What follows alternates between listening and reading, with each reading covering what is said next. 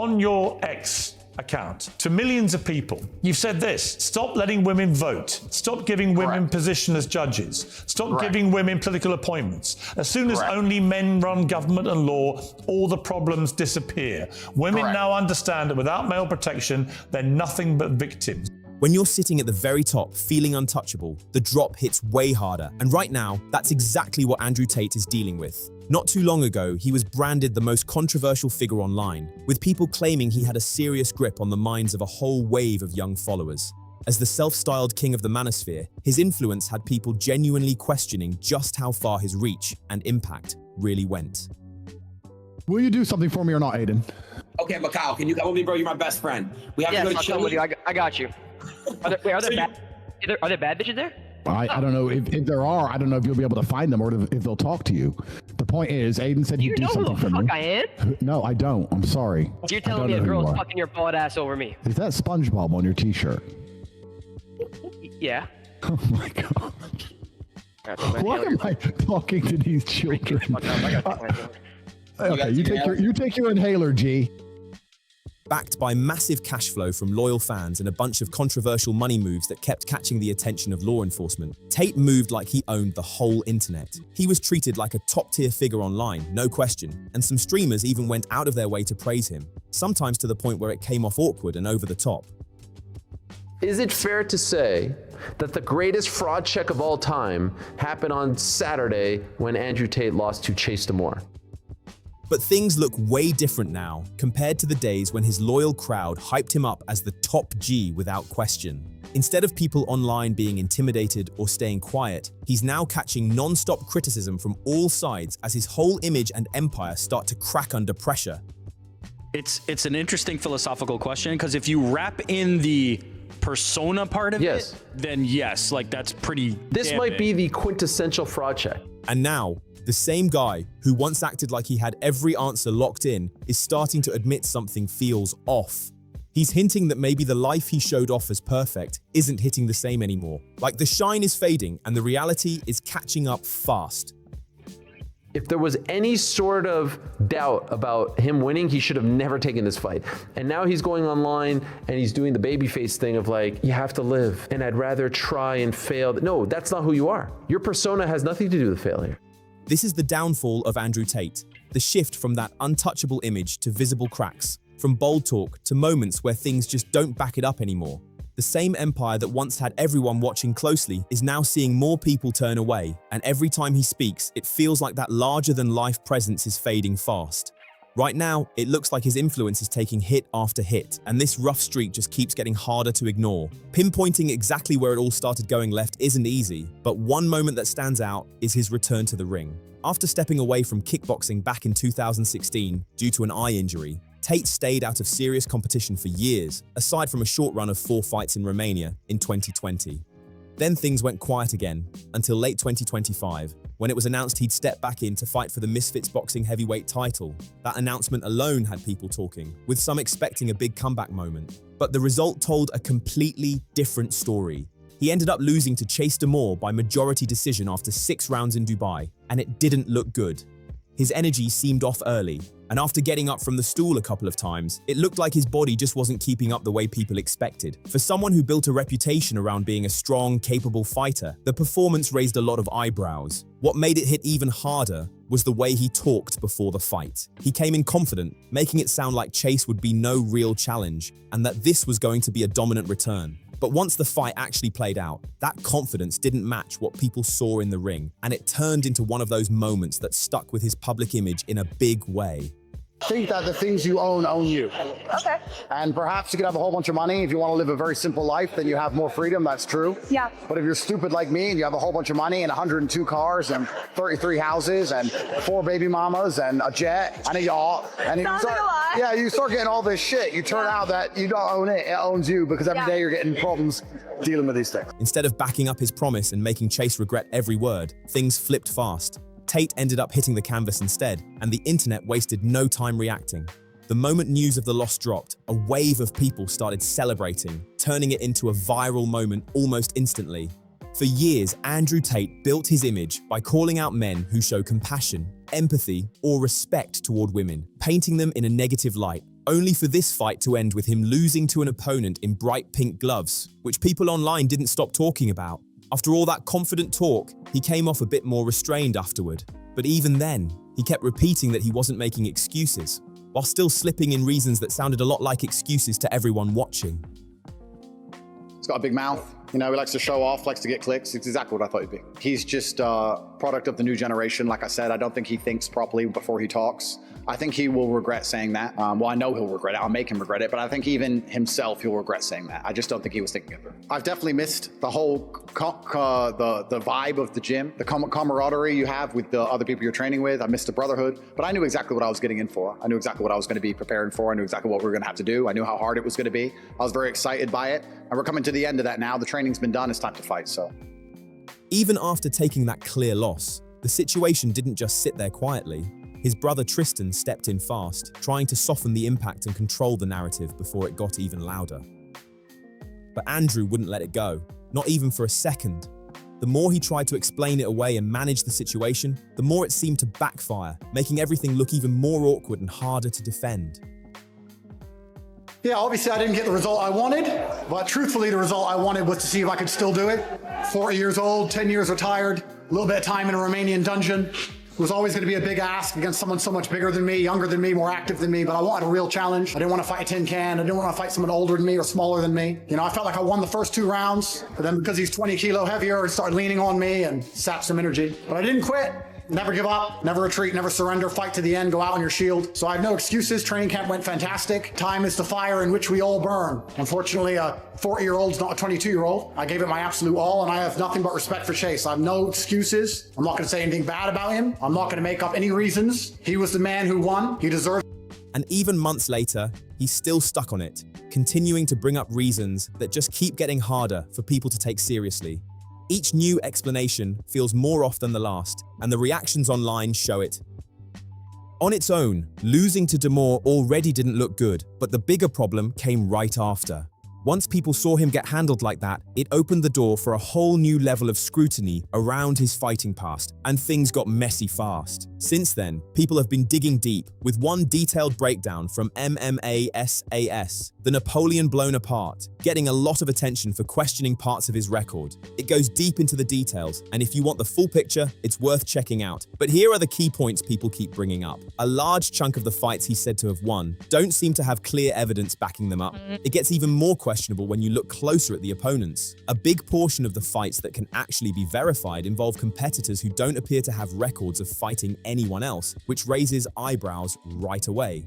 On top of that, several of his claimed world title wins came against opponents with little to no documented history in the sport outside of those matches. Even the remaining title win came against someone with a losing record, which didn't exactly strengthen the case. When you stack it all together, none of the titles are widely seen as top tier, and out of the small number of opponents with winning records, he didn't come out on top every time. So now, even the part of his image that seemed solid is being questioned, and as more details come out, people are starting to connect the dots in a way that doesn't look good at all. To make things even worse, old clips from his past fights have started popping back up, and they're not doing him any favors at all. Instead of reinforcing his image, these clips are adding more doubt and giving critics even more to talk about. After taking such a visible hit both physically and mentally, stepping away from the spotlight for a bit might have been the smarter move. But instead of going quiet, Tate doubled down and stayed right in the middle of the chaos, and that choice only brought more awkward moments and backlash his way. By now, a lot of people have heard about the nightclub controversy. Andrew, his brother Tristan, Myron Gaines, and others were spotted at a Miami club while a highly controversial Kanye West track was playing, and the reaction was immediate. Videos spread fast, people started calling it out, and the situation turned into another wave of criticism that added even more pressure on an already shaky public image. On Andrew's side, he pushed back hard on the backlash and framed the whole situation as something bigger. He suggested it was set up to damage his reputation, claiming that if he hadn't been there, it wouldn't have blown up the way it did, and people wouldn't have made such a big deal out of it. But even with that stance, he still tried to distance himself from the whole situation, which caught a lot of people off guard. Instead of leaning into the controversy like he usually does, he pulled back, and that shift in energy surprised his audience in a big way. In a move that didn't match his usual style at all, he started pointing fingers and throwing blame toward Nico, trying to pin the whole situation on him. What made it stand out even more was the fact that he was right there too, which only made the situation look more confusing to people watching. Andrew's not the same man he was 10 years ago. He's a lot older than he was. I think it showed in the ring. You know, I respect him a lot for getting in there and trying, and I love him, and I support anything he wants to do in the future. After people started accusing him of turning on his own circle, things quickly turned messy. Since then, there's been non-stop back and forth between the two, with Andrew repeatedly calling out his former ally and keeping the tension alive in public. According to Nico, the whole fallout comes down to a clash in how they live and what they stand for.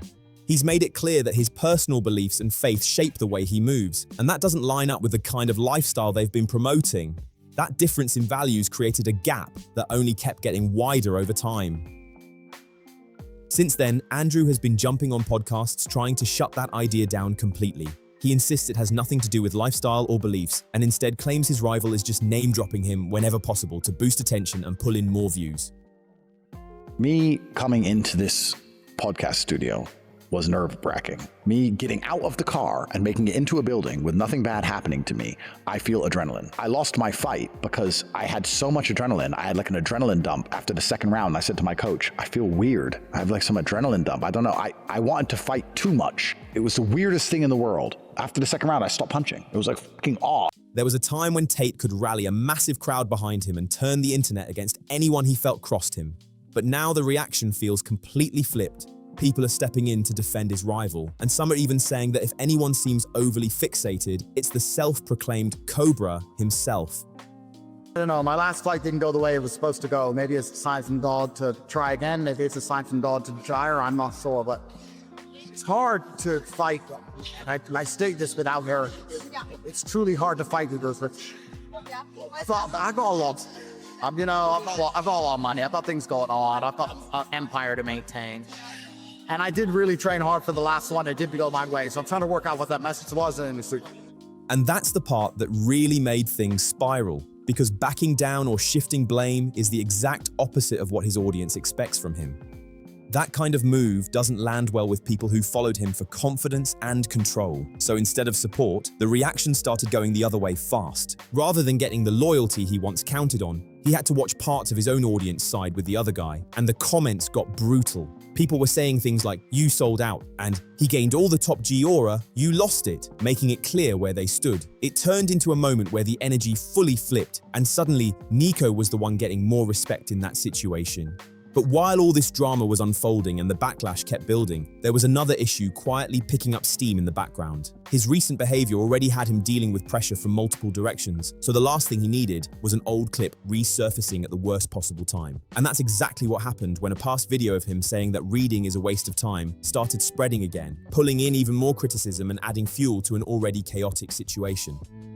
Miami Beach nightclub catching heat, accused of celebrating hate with a song about Hitler. Absolute disgust. Disgusted, horrified. City leaders reacting to videos making the rounds on social media featuring the Kanye West song with the lyrics "Heil Hitler" over and over again. The same men seen in the club, known as controversial influencers, are also in a video from a limo. In that one, they're singing, and one of them is performing a Nazi salute. Have people in our city celebrating this. Animals. This is obviously not welcome in Miami Beach. It should not be welcome anywhere in the world. Because the take came off so immature, the comment sections went all the way in on him without holding back. People were roasting him non-stop, comparing it to a kid making excuses for skipping homework, with jokes flying everywhere like, "He sounds like an 8-year-old trying to explain it to his teacher." Others piled on with sarcasm, saying things like, "Bet the last book he read had pictures," and even posting lines like, "Breaking news, Andrew Tate spotted at the library." In his usual style, Andrew tried to play it cool and acted like none of the criticism was getting to him. But when he actually responded, the energy told a different story. Instead of looking calm and unfazed, he came across way more reactive, almost on edge, like the constant backlash was starting to get under his skin despite what he was saying out loud. To be honest with you, as for this ridiculous club event, I don't think it's gone viral organically, to be honest with you. I think that if I wasn't there, it wouldn't have gone viral. I think if Myron, Clav, Nick, and the other guy all stood there in the club and played that song, nobody would give it. I would argue they've done it many times before. They play it on their streams all the time. Nobody cares. It only went viral because I was there. And I don't think that's organic. I think that there is an extremely orchestrated campaign designed to make sure that my influence never reaches the level it was previously. I have criminal cases in many countries around the world. To believe that the constant, endless smear of me in the media is somehow organic and not an intelligence campaign is ignorance. And this video was deliberately pushed to damage my ability to defend myself in court. As the pressure kept building, things started hitting him from angles he couldn't control. After years of talking big about global situations, rising tensions tied to Iran began creating real-world consequences that may have affected parts of his business world, putting some of his investments in a risky position. What once sounded like confident talk suddenly collided with reality, and it didn't look good for his so-called self-built empire. See me in any of this, firstly, but I want to be very careful here because I don't want to deflect too heavily. I don't want to be blaming other people, etc. A whole bunch of songs were played that night, none of which I requested. None. I walk into a nightclub and songs are played. Unfortunately, if anything happens anywhere near me, it gets tied to my name. And while that kind of pressure would shake almost anyone, a lot of people aren't exactly feeling sorry for him. Critics keep pointing to the way he's been described as treating people around him, especially staff at his Dubai penthouse, and say it makes it harder to sympathize when things start going wrong. Nico always has some crybaby issue with me, and I could sit here and blame it all on him, but that's truthfully not, I don't know, that just feels wrong to me. But it is kind of ridiculous. It does feel a bit unfair that I'm standing in a nightclub, a song comes on that I did not request, a song comes on that I do not dance to, I do not repeat the lyrics to, I just stand there. What a good goy. You don't dance. I'm a good goy. I didn't dance, I just stood there. I wasn't dancing like the rest of those anti-Semites. Look, what do you mean? Bro, that's why I thought the song would be fine. I've seen this video. I wouldn't try to backstab you. I wouldn't play a song that would make you upset. Did you think I was setting you up? I don't understand the argument here, genuinely. And I want people to notice, like in 4K, like this is the Matrix right here.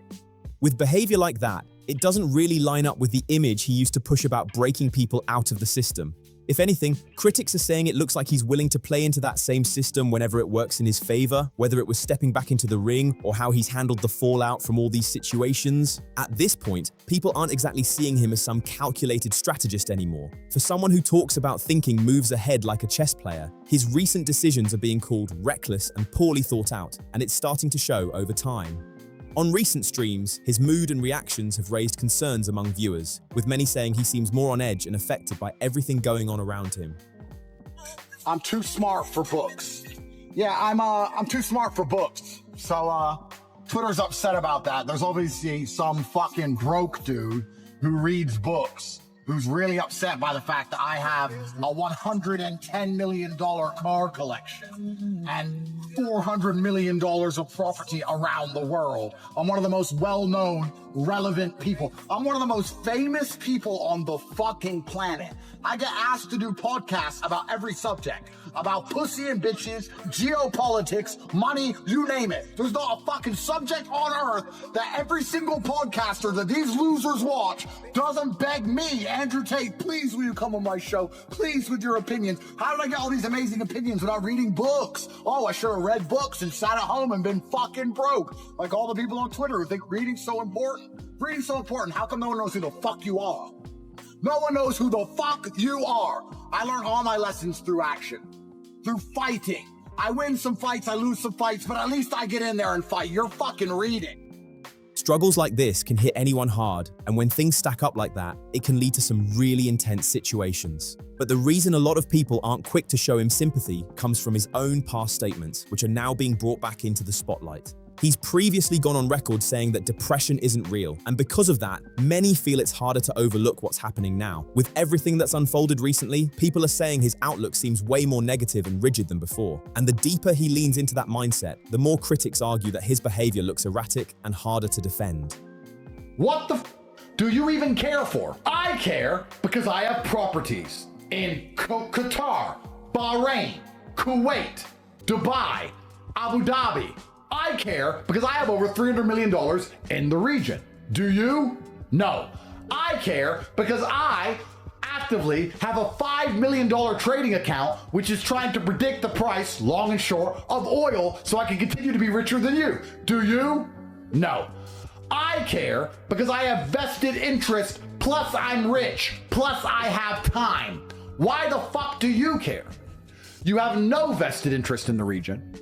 You haven't got a fucking clue what's going on. You lack the ability to critically think about any of it like I just did. So you care because it's entertaining. This kind of admission is a massive shift for Tate because it shows the formula he relied on just isn't landing the same anymore. The energy that once pulled people in doesn't seem to hit like it used to, and that change is getting harder to hide. Now, instead of setting the tone, it looks like he's chasing attention just to stay in the conversation, like everyone else online. And judging by how he's been coming across lately, there's a sense that he's not exactly proud of where things are at. For someone who built his image around success and control, the contrast is hard to ignore. And a lot of people are pointing out that all the fame and money don't seem to match the way he sounds now. The reactions have been ruthless, with critics saying his image was never as solid as it seemed and that time is exposing the gaps. Others are questioning how long that persona could really last under pressure, especially now that his influence doesn't feel as strong as before. Even so, Tate is still trying to grab attention and spark reactions. During a recent appearance on the Fresh and Fit podcast, he made more controversial remarks, including claims about women's roles that quickly stirred debate again, keeping him right in the middle of another wave of backlash. It's like the Smurfs. They're like, hello, sir. They're like little Smurfs. They're great people. They're great people. Yeah. But anyway, one of them asked to finish early because she wanted to go home to see her son who was visiting from the Philippines for the first time in 2 years. And the other cleaner wasn't cleaning fast enough. So I was in my room and then I heard all this Filipino. I was like, what the fuck? And I came out and the Filipinos were beating the shit. It was like a fucking fist fight between the Smurfs. Pacquiao came out. I was like, Smurfs, enough. This is a house of love. True or false? True story. The Smurfs had a fucking fist fight. So, you know, the slaves sometimes get unruly. It is what it is. But yeah, I got slaves. You whip them? I don't need to. Because they know I will. So I don't need to. You know?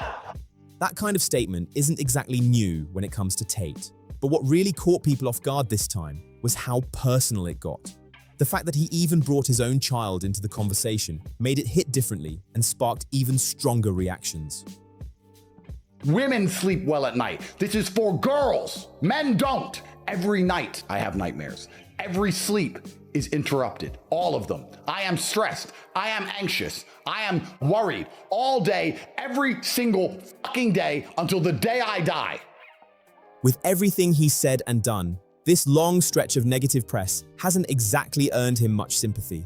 If anything, a lot of people are watching this unfold and treating it like a long overdue reality check rather than feeling bad for him. The tone online has shifted hard, and it's clear the patience that once existed is pretty much gone. Some critics have gone as far as questioning how he would handle a more traditional path, arguing that the persona he built wouldn't translate well into everyday jobs or structured environments. Whether that's fair or not, it shows how much public perception has turned, especially after moments like the loss in the ring and the wave of reactions that followed. On top of the public backlash, there's also been growing attention from a legal and political angle.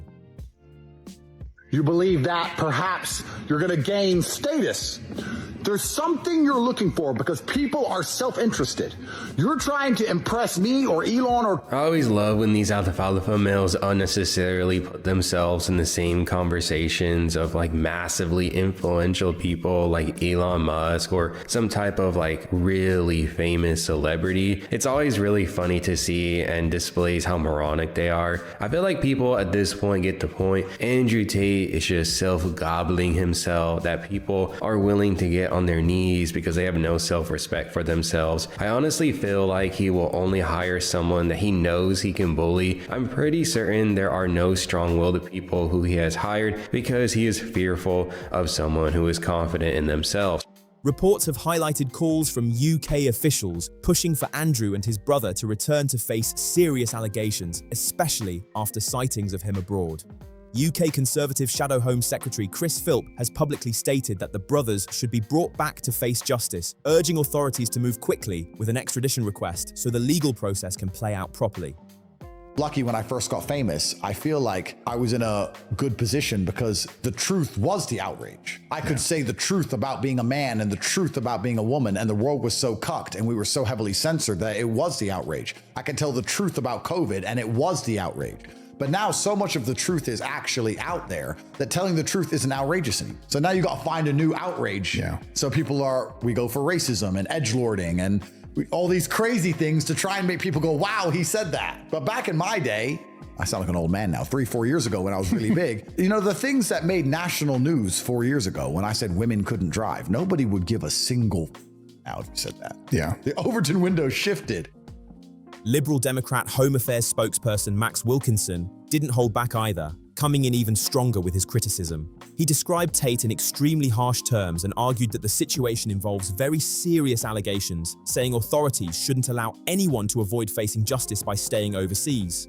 If I'm good at ballet, I'm gonna go and do ballet, and I'm gonna take the money, and then if I need clothes, I'm gonna buy the clothes. I'm not gonna make my own clothes. I'm not gonna wire up my own house. I'm not gonna build my own lodgings. I'm not gonna cut my own grass. I'm gonna do the one thing I'm good at and take the money and exchange it for the things I'm not as good at. Right. Because if you decide to make your own clothes and build your own house, you're gonna actually be poor. So you win by optimizing your life, and you optimize your life by focusing on the one thing you are best at and taking that and exchanging it for all the things you are not good at. So I would say, and the reason I made that is so you understand this point, optimally, the best thing a woman can do, what she is best at, is the only thing that men can't do, which is have children.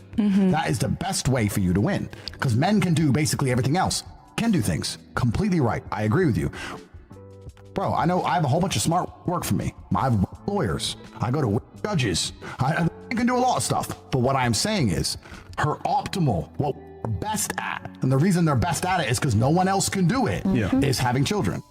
He pushed for urgent action, making it clear he believes both Andrew and his brother should be brought back to the UK to deal with the case. On the other side, the Tate legal team fired back quickly. They stated that any potential legal action in the UK should wait until the ongoing proceedings in Romania are fully resolved, stressing that this is the proper legal order of events. According to them, UK authorities have already acknowledged this position, meaning there's no legal gap or failure to act, just a process that's still playing out step by step. Then things escalated again in late March 2026 when Hertfordshire Constabulary confirmed it would reopen an investigation into allegations from 2014 to 2015. In a statement, police emphasised their responsibility to handle claims of this nature with full seriousness, making it clear they intend to carry out a thorough and complete investigation, no matter how much time has passed. For a long time, Tate built the image of someone who could push through anything and come out untouched, no matter the controversy. But now, that perception is shifting fast. He's gone from being a figure people either strongly supported or strongly opposed to someone many are distancing themselves from entirely,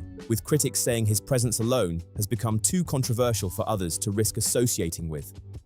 With more setbacks stacking up than ever, Andrew doesn't look nearly as unshakable as he once did. The resilience he built his image on is being questioned, especially now that the same social media world he used to dominate is starting to move on without him. Instead of setting the pace, he's now being re-examined by a crowd that once amplified him, with some even framing him as a watered-down version of his former self. That shift hits hard, because online attention moves fast, and once it's gone, it's tough to get back. If this trajectory keeps up, those days where he was one of the most searched names on the internet could fade into the past. And judging by how things look now, the atmosphere behind the scenes probably isn't nearly as confident as it used to be.